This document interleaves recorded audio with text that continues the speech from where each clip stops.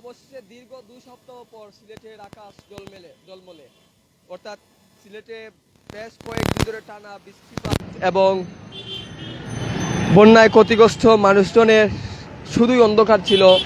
দুর্ভোগ, দুর্দশা সহ মানুষ বাঁচার জন্য যে আকুতি আর্তনাদ জানিয়েছিল সেটি কিন্তু এখনো অব্যাহত আছে। তবে এই মুহূর্তে সিলেটের আকাশ খুবই জলমলে, অর্থাৎ প্রখর রোদ উঠেছে। এই রোদে পানি কিছুটা কমবে এমনটাই কিন্তু ধারণা করা হচ্ছে। এই রোদ কিন্তু সিলেটে কিন্তু বেশ কয়েকদিন ধরে, অর্থাৎ গত 2 সপ্তাহ ধরে দেখা যায়নি। এখন কিন্তু এই রোদ কিন্তু 2 সপ্তাহ পর উঠলো এবং জনমনে অনেকটা স্বস্তি ফিরে এসেছে এবং বন্যা দুর্গত এলাকায় কিন্তু পানি ইতিমধ্যেই কমতে শুরু করেছে। আমরা সকাল থেকেই নগরের বিভিন্ন এলাকা ঘুরে দেখেছি। আমরা দেখেছি যে নগরের বেশ কিছু এলাকায় ইতিমধ্যেই পানি নেমে যাচ্ছে এবং বিভিন্ন উপজেলা থেকে আমাদের কাছে যে তথ্য আসছে সেটি থেকে বিভিন্ন উপজেলায় ইতিমধ্যেই পানি কমতে শুরু করছে। এবং আরেকটি তথ্য হচ্ছে সিলেটের কুশিয়ারা নদীর পানি এখনো পর্যন্ত বাড়ছে এবং কুশিয়ারার পানি বাড়ার কারণে কিন্তু সেখানকার নদী তীরবর্তী এলাকা, নতুন নতুন এলাকা প্লাবিত হচ্ছে। অপরদিকে সুনামগঞ্জের অবস্থাও কিন্তু উন্নতির দিকে। সুনামগঞ্জের যোগাযোগ ব্যবস্থা কিন্তু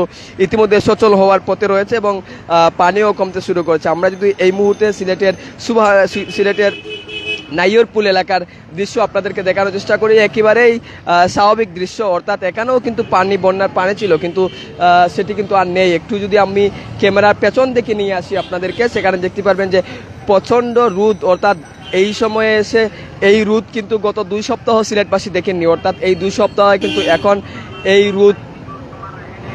রোদ কিন্তু 2 সপ্তাহ পর উঠলো। এতে কিন্তু জনমনের যে স্বস্তি, সেই স্বস্তি কিন্তু ক্রমেই কিন্তু বেড়েই চলছে। আর বন্যার উন্নতি হওয়ার যে বিষয়টি সেটি কিন্তু আরও কিন্তু প্রকট হচ্ছে। আপনাদেরকে জানিয়ে রাখি যে সিলেটের প্রায় 70% এবং সুনামগঞ্জের 90% এলাকা পানিতে তলিয়ে গেছে এবং এ পর্যন্ত প্রায় 1 লাখ মানুষকে উদ্ধার করে আশ্রয়কেন্দ্রে আনা হচ্ছে। এবং এর আগেও কিন্তু সিলেট এবং সুনামগঞ্জের বানবাসী মানুষের সহায়তায় কাজে নেমেছে সেনাবাহিনী এবং তাদের সঙ্গে নৌবাহিনীও যুক্ত আছে। এবং আপনাদেরকে যেমনটি বলছিলাম, রোববার থেকে সিলেটের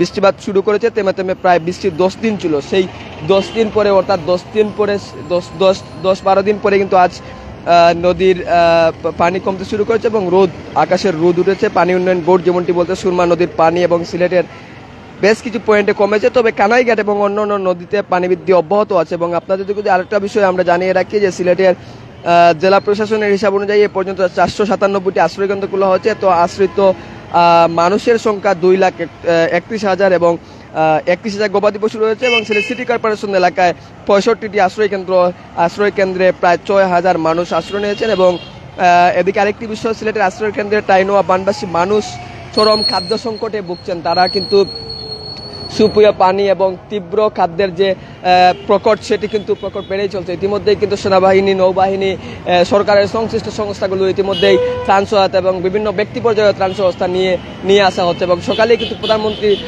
শেখ হাসিনা সিলেট সফর করে গেছেন। তিনি সিলেট সফরকালে সরকারি প্রশাসনের কর্মকর্তা, আওয়ামী লীগের স্থানীয় নেতৃবৃন্দর সঙ্গে কথা বলেছেন। তিনি সুনামগঞ্জ এবং সিলেটের বন্যা দুর্গত এলাকা হেলিকপ্টার যোগে দেখেছেন এবং তিনি পরে 1টার দিকে শাহজালাল রহমতুল্লাহ মাজার জিয়ারত করে সিলেট উসমানী বিমানবন্দর থেকে ঢাকার উদ্দেশ্যে রওনা করেন। তো এই ছিল সিলেটের সার্বিক বন্যা পরিস্থিতির সর্বশেষ এবং আকাশে প্রখর রোদ ওঠার সর্বশেষ তথ্য।